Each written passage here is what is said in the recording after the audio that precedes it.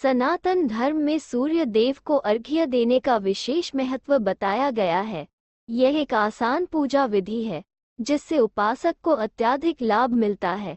सूर्य देव को स्वास्थ्य, पिता और आत्मा का कारक माना गया है। सूर्य देव को अर्घ्य देने से सभी तरह के कष्टों से छुटकारा मिलता है।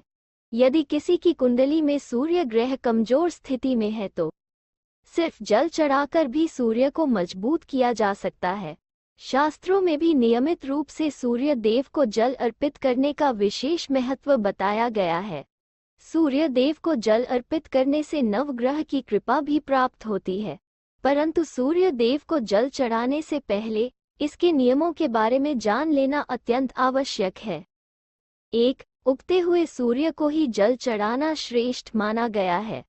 उगते सूर्य को जल देने से हर प्रकार के विजय की प्राप्ति होती है।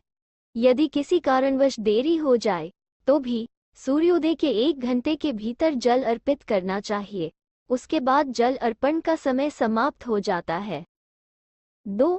सूर्य देव को जल चढ़ाना प्रारंभ करने के लिए रविवार का दिन उपयुक्त है। इस दिन से आरंभ कर प्रतिदिन सूर्य देव को जल अर्पित करने का अभ्यास बनाना श्रेष्ठ है। 3.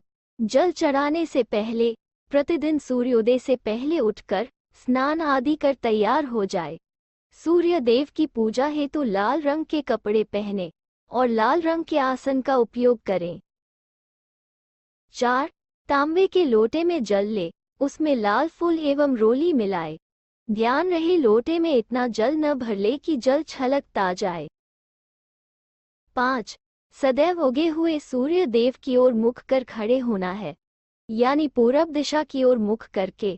अगर सूर्य देव के दर्शन नहीं हो रहे हों तो जहां आप खड़े हो वहीं पूरब ओर मुख कर उनका नाम लेकर जल अर्पित कर देने से भी लाभ होता है। 6. अब अपने दोनों हथेलियों में लोटे को पकड़ें। ध्यान रहे लोटे में जल दान यानी जल अर्पित करते समय आपके हाथों के अंगूठे लोटे को न छुए। 7. अपने दोनों हाथ अपने माथे से ऊपर कर सूर्य देव को देखते हुए जल अर्पित करें एवं जल की गिरती धारा से सूर्य देव को देखें। 8. जल अर्पित करते समय सूर्य देव के मंत्रों का उच्चारण करें, जैसे ओम सूर्याय नमः या ओम आदित्याय नमः। मंत्रोच्चार से अत्यधिक ऊर्जा का संचार होता है। 9. ध्यान रहे अर्पित किया जा रहा जल सीधे आपके पैरों पर ना गिरे।